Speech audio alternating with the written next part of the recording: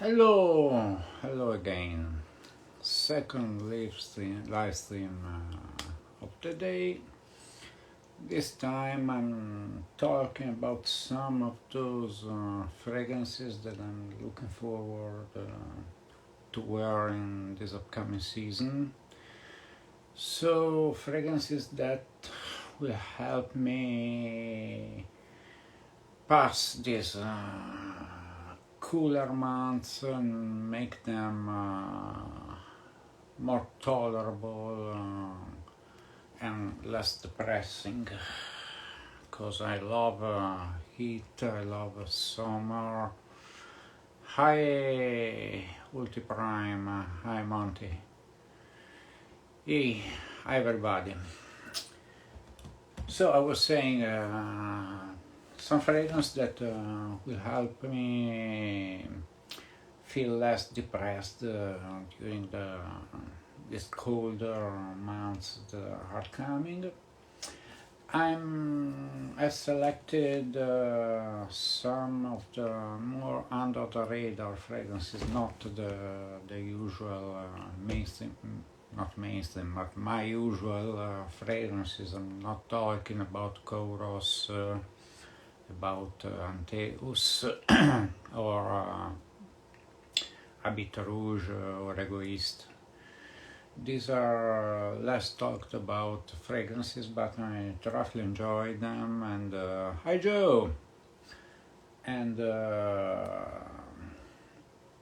they are really nice. As usual, it's a mix between more modern and more traditional vintage ones. So let's start with relatively modern one. So autumn, winter, usually I like to go towards notes that are not usable for me in summer in the heat of Italy here, like leather, like patchouli. So this is a leather one with a twist. The original was one of the best leathers ever, Hermes Bellamy. This is Bellamy Vetiver. This has the same leather note in Bellamy with a vetiver that is not too rooty, too damp. It's clean, almost soapy, and it makes for a wonderful spring and fall fragrance.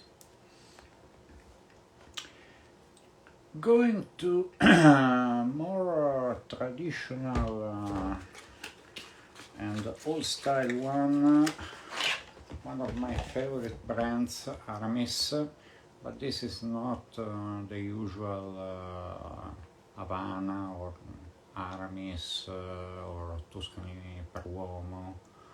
This is 900. 900 is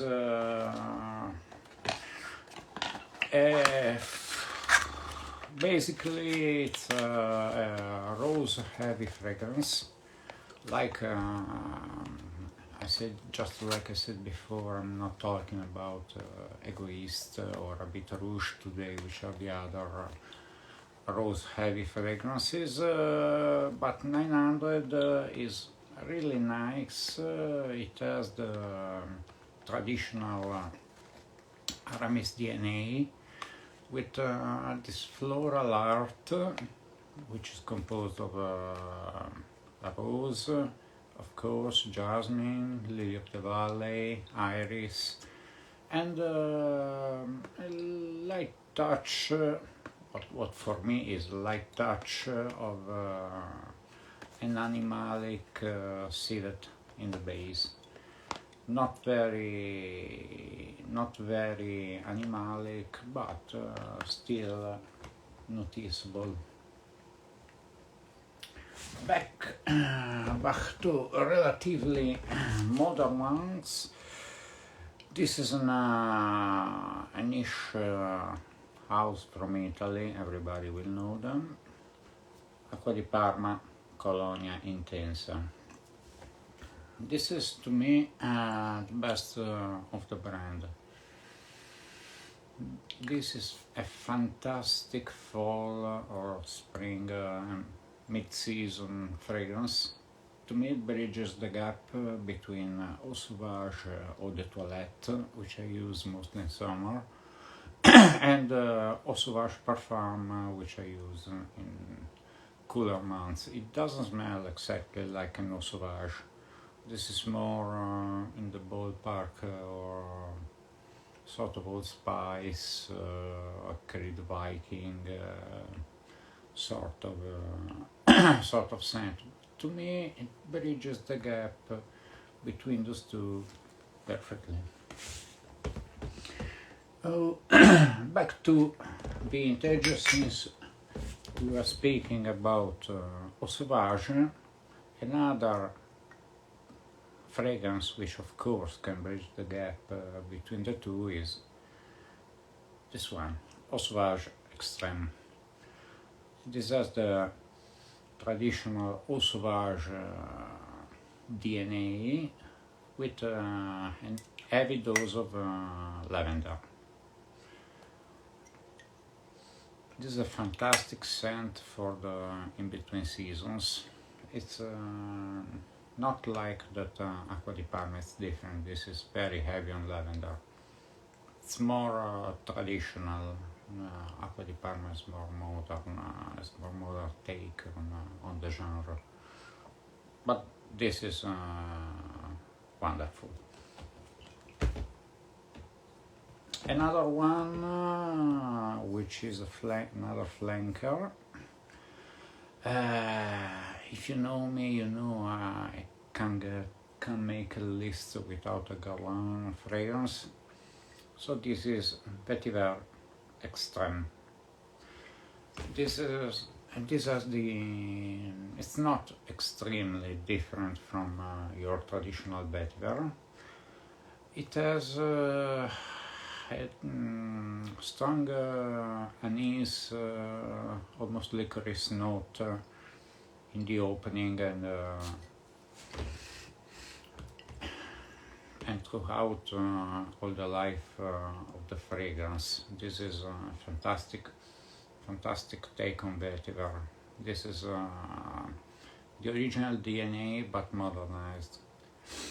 It's beautiful, really. Going back again in the years,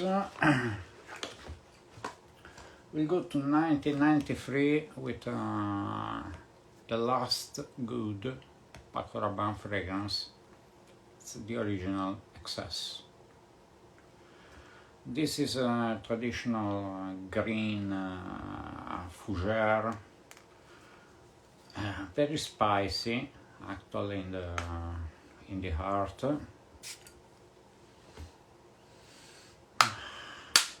So good, very soapy. It's very soapy. It's very spicy, almost piquant, but in a good way. It's really bright fragrance. If you can find it, the old bottles are still around and they are not very expensive. This is a good one. Staying in the 90s, one of the best Italian style fougere is Versace, the Dreamer. This is to me the true alternative to the original Dolce & Gabbana Prom. It doesn't smell quite like that. This is less formal, less elegant, not quite as refined as the Dolce & Gabbana, but it's fougere. It's made in the Italian style, so with a prominent floral art. It has a tobacco note, and it just screams 90s, like Dolce & Gabbana Puro. I think some people are not so keen on the opening, which is pretty off-putting to someone. I like it and have no problem. The lay down is beautiful. It's always been beautiful. Back again to modernity, more or less. Valentino Uomo, just the original Valentino Uomo.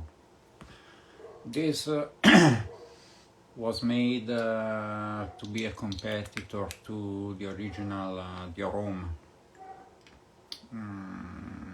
They are quite similar. I mean, this is if you read Not Breakdown, this might seem as a gourmand because it has chocolate, it has hazelnut, which I can smell some chocolatey feel in it, but for example, iris is not mentioned, but I clearly smell iris in it. To me, this is very similar to Dior Homme. Maybe Dior Homme is a little stronger, a little heavier. This is lighter, brighter. But I mean, I don't think this is a gourmand. There's not a really noticeable sweetness.